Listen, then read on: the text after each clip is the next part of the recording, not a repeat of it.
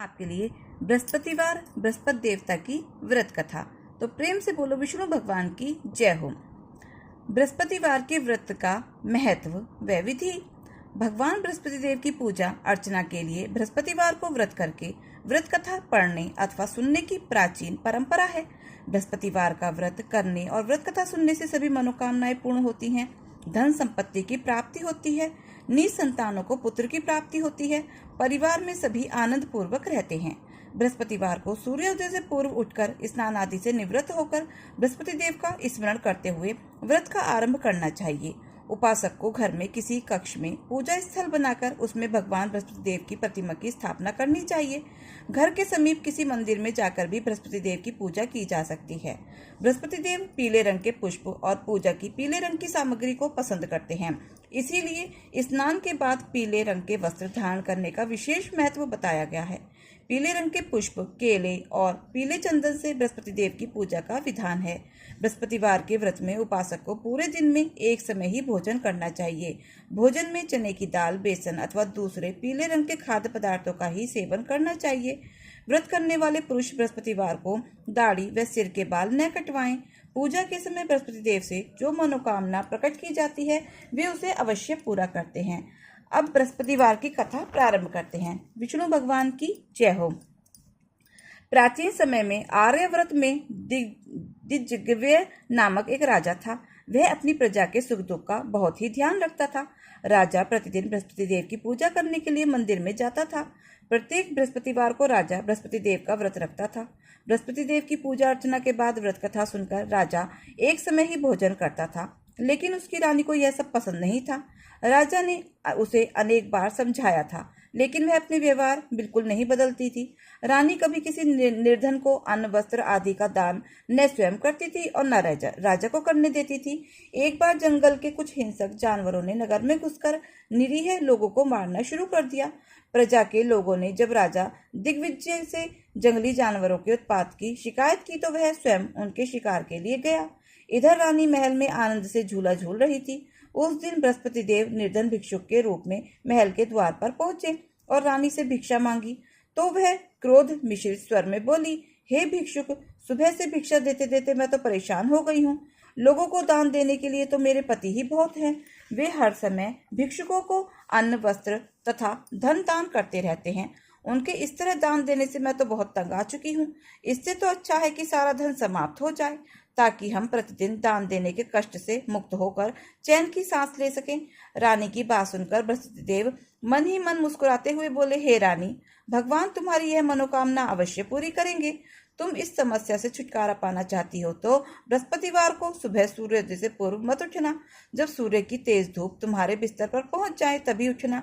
फिर सारे महल को गोबर से लीपकर सिर से पांव तक स्नान करना। अपने लंबे बालों को अवश्य धोना। राजा से कहना कि जब वह बृहस्पतिवार को हजामत अवश्य बनवाए। राजा को भोजन में मांस मदिरा अवश्य देना। निरंतर 7 बृहस्पतिवार तक ऐसा करने से तुम्हें धन की मुसीबत से अवश्य मुक्ति मिल जाएगी। इतना कहकर भिक्षुक रूपी बृहस्पति देव कुछ दूर चलकर अंतर्ध्यान हो गए।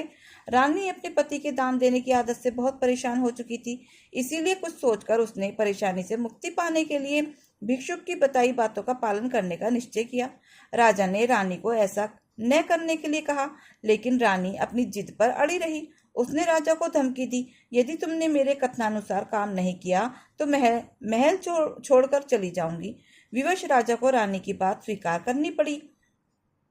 3 बृहस्पतिवार तक रानी ने सब कुछ भिक्षुक के बताए अनुसार ही किया, लेकिन चौथे बृहस्पतिवार को उसे कुछ करने की जरूरत ही नहीं पड़ी, क्योंकि तीसरे बृहस्पतिवार को ही सारा धन समाप्त हो गया था।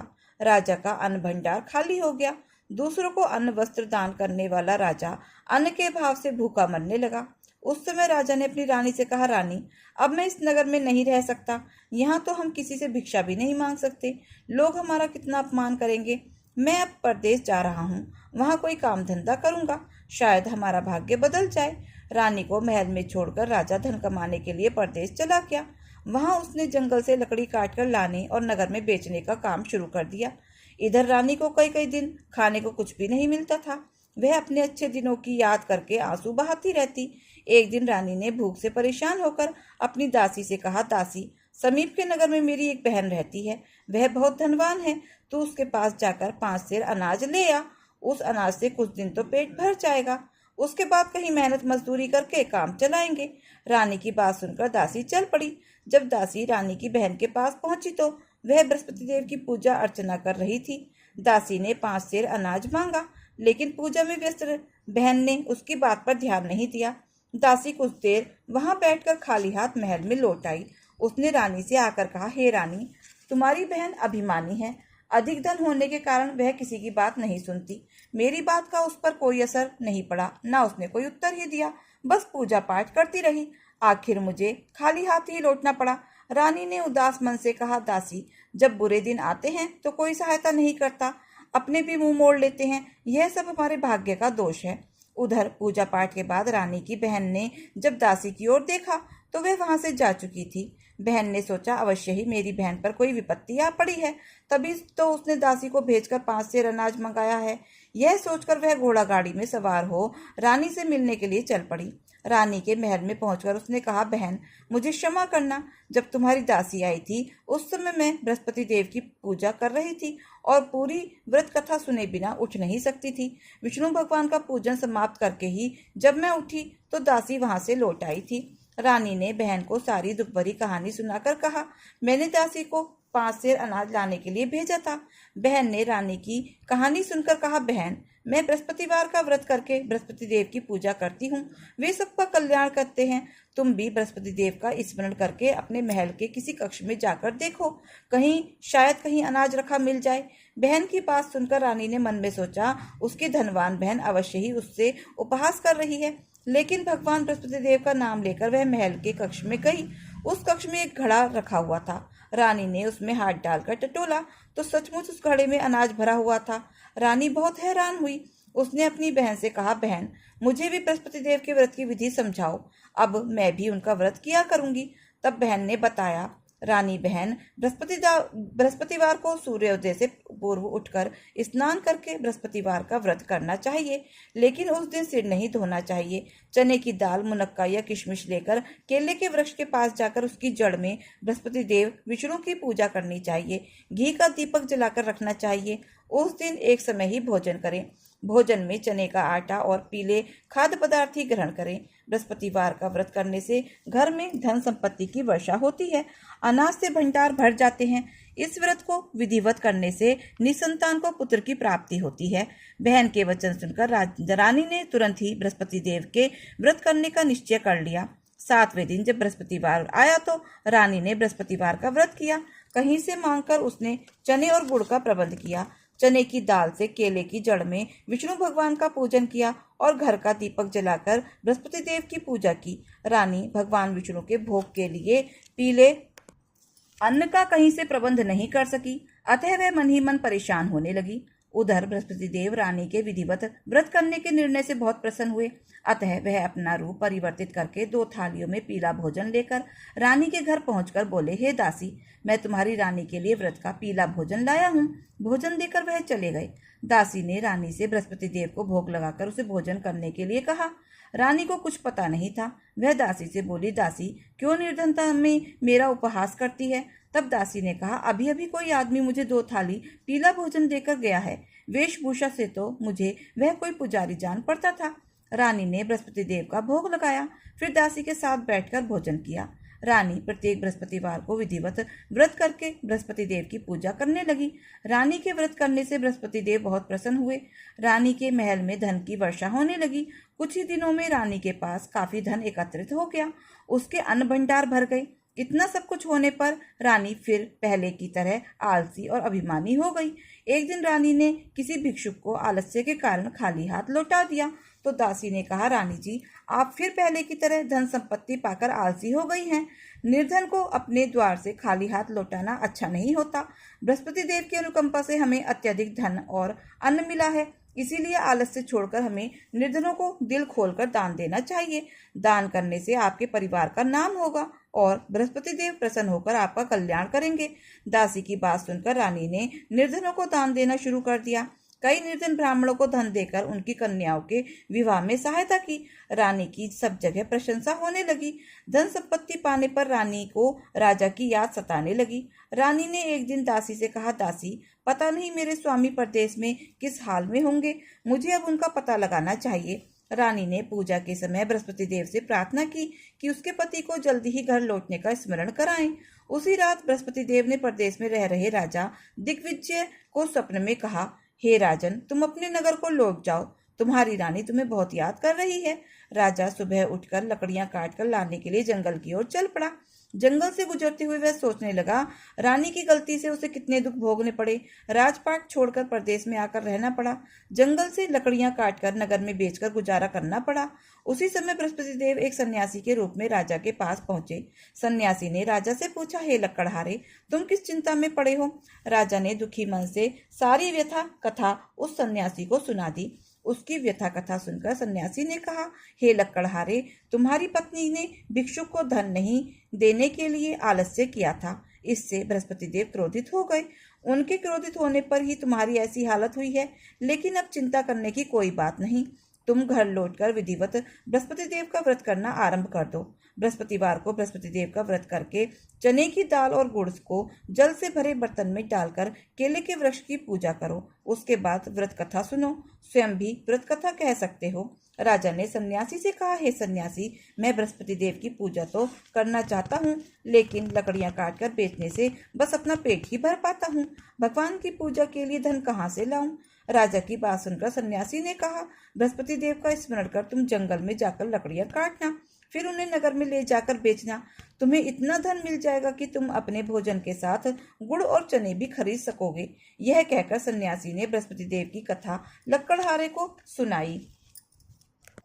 लक्कड़हारा बने राजा ने सन्यासी से बृहस्पति देव की यह कथा सुनकर बृहस्पतिवार का व्रत करके भगवान विष्णु की पूजा की। उस दिन से उसके सभी कलेश दूर हो गए। लेकिन अगले बृहस्पतिवार को कामकाज में अधिक व्यस्त रहने के कारण उसने बृहस्पति देव का व्रत नहीं किया।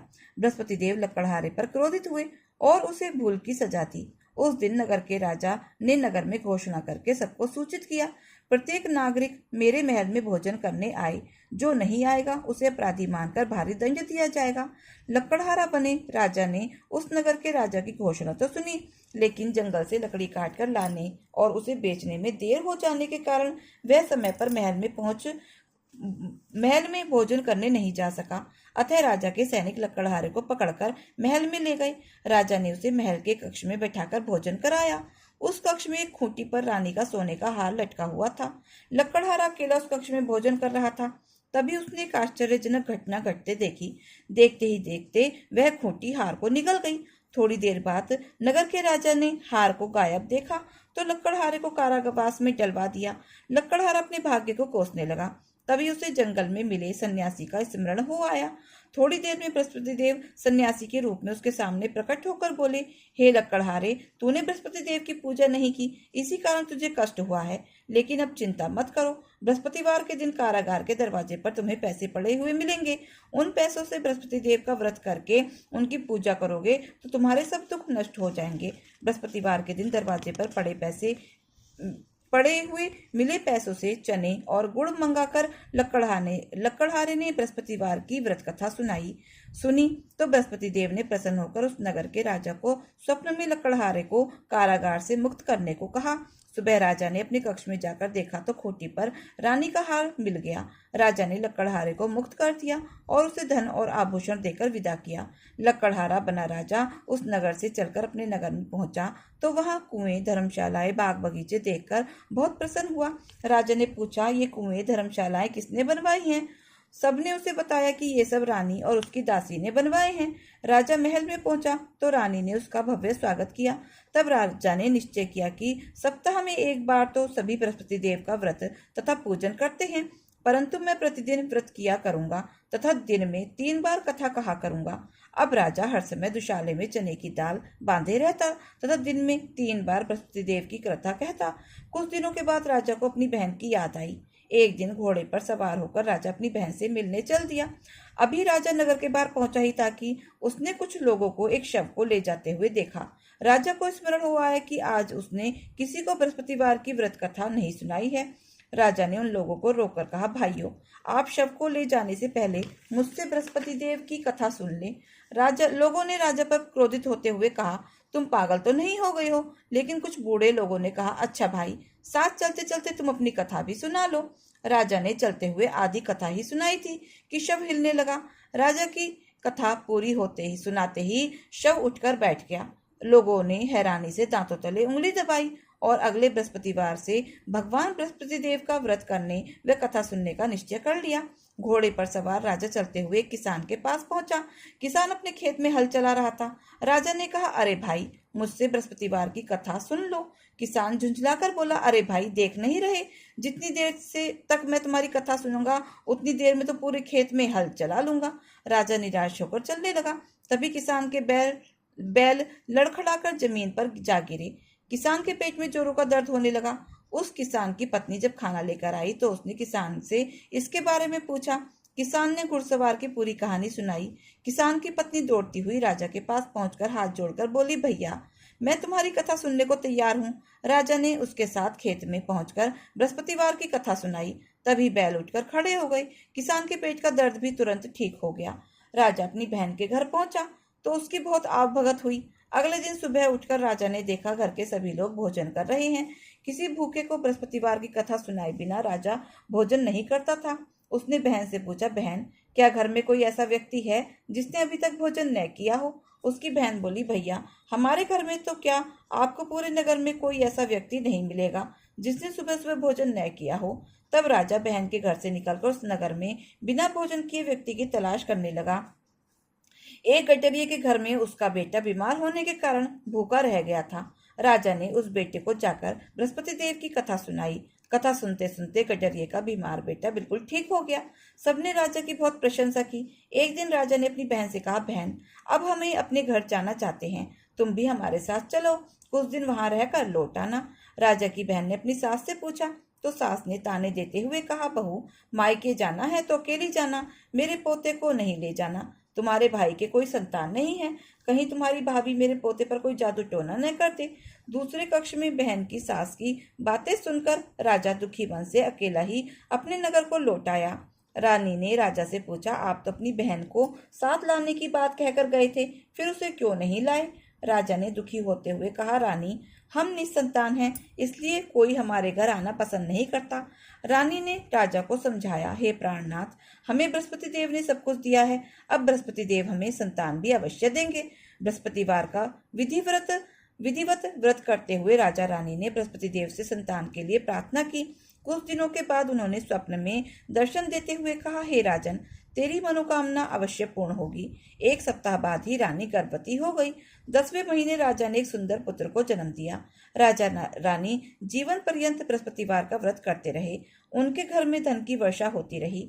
आनंद पूर्वक जीवन यापन करते हुए राजा रानी बृहस्पति देव की अनुकंपा से मोक्ष को प्राप्त करके सीधे बैकुंठ धाम को पहुंच गए। बृहस्पतिवार को जो स्त्री पुरुष भगवान विधिवत विष्णु की पूजा करते हैं, भगवान उनकी सभी मनोकामनाएं अवश्य पूर्ण करते हैं। प्रेम से बोलो विष्णु भगवान की जय हो, गणेश भगवान की जय हो, चुटक बिनार भगवान की जय हो। एक समय की बात है, एक गांव में एक बुढ़िया माई अपने परिवार के साथ रहती थी। बुढ़िया माई विष्णु भगवान की परम भक्त थी। वह हमेशा दोनों पक्षों की एकादशियों का व्रत करती थी और कथा सुनती थी। उसने कभी भी व्रत में गणेश भगवान की कथा ना कही ना सुनी। इस कारण उसका व्रत अधूरा रह गया। पर बुढ़िया माई को इस बात का पता नहीं था। उनको लगता था कि वह व्रत तो पूरा कर रही हैं और उनके व्रत के पुण्य से उनको बैकुंठ लोक की प्राप्ति अवश्य होगी। देखते ही देखते बुढ़िया माई की मृत्यु हो गई। उन्हें लेने यमलोक के दूत आए और वह देखकर घबरा गई और बोली, मैंने जीवन भर विष्णु भगवान की भक्ति श्रद्धा भाव से की है, बृहस्पतिवार के व्रत भी किए हैं, कथा भी सुनी है, मुझे तो लेने बैकुंठ लोक का विमान आएगा, मैं आपके साथ नहीं चलूंगी। इतना कहकर बुढ़िया माई रोने लगी और विष्णु भगवान को पुकारने लगी। विष्णु भगवान गरुड़ पर सवार होकर बुढ़िया माई के पास आए और बोले, बुढ़िया माई, तूने तो पूरी श्रद्धा से व्रत किया, पर तुमने व्रत में कभी भी गणेश भगवान की कथा ना कही ना सुनी, इसी कारण तेरा व्रत अधूरा है। बुढ़िया माई विष्णु भगवान से जीवन दान मांगने लगी ताकि वह एक बृहस्पतिवार का व्रत करके उसका पूरा पुण्य प्राप्त कर सके। इस प्रकार बुढ़िया माई को विष्णु भगवान ने 2 साल के लिए फिर से जीवित कर दिया। अब बुढ़िया माई जीवित होते ही गणेश भगवान का नित्य नियम करने लगी। बुढ़िया माई बृहस्पतिवार का व्रत करती तो बृहस्पतिवार की कथा सुनती और अंत में गणेश भगवान की कथा सुनने लगी। इस प्रकार 2 साल में बुढ़िया माई ने अपनी बृहस्पतिवार के पूरे व्रत कर लिए। बुढ़िया माई को प्राप्त हुआ। बुढ़िया माई की तपस्या से गणेश भगवान प्रसन्न हुए और बुढ़िया माई के सामने प्रकट होकर बोले, बुढ़िया माई, तुमने मेरे नियम के साथ ही व्रत श्रद्धा पूर्वक से कथा सुनी है, इसीलिए मैं तुम पर अत्यंत प्रसन्न हूँ। मैं तुम्हें आशीर्वाद देता हूँ कि जब तक यह पृथ्वी रहेगी तब तक तुम्हारी इस तपस्या का गुणगान लोग करते रहेंगे। साथ ही बृहस्पतिवार में तुम्हारी भक्ति की इस कथा को जो भी मनुष्य प्रेम पूर्वक सुनेगा उसको व्रत का संपूर्ण फल प्राप्त होगा। गणेश भगवान बुढ़िया माई पर प्रसन्न होकर बुढ़िया माई का घर अन्न धन से भर देते हैं, साथ ही रिद्धि सिद्धि का वास करके अंतर्ध्यान हो जाते हैं। 2 साल बीतने पर बुढ़िया माई की मृत्यु हुई। इस बार उन्हें लेने बैकुंठ लोक का विमान आया। बुढ़िया माई को पूरे मान सम्मान के साथ बैकुंठ लोक ले जाया गया। इस प्रकार गणेश भगवान की कृपा से बुढ़िया माई का घर अन्न धन से भर गया और बनने के बाद बैकुंठ लोक को सुख प्राप्त हुआ। गणेश भगवान जैसे आप बुढ़िया माई पर प्रसन्न हुए, बुढ़िया माई के व्रत को पूर्ण किया, उसके घर को अन्न धन से भर दिया, वैसे ही बृहस्पतिवार का व्रत करने वालों को भी पूरा फल देकर उनका घर अन्न धन से भर देना। कहानी अधूरी हो तो पूरी करना, पूरी हो तो मान रखना। प्रेम से बोलो गणेश भगवान की जय हो। दोस्तों, ये कथा कहानी आपको कैसी लगी कमेंट करके जरूर बताएं और अगर अच्छी लगी हो तो प्लीज़ वीडियो को लाइक शेयर सब्सक्राइब अवश्य करें। अपना प्यार और सहयोग दें। मिलते हैं फिर ऐसे ही नई कथा कहानियों के साथ। धन्यवाद।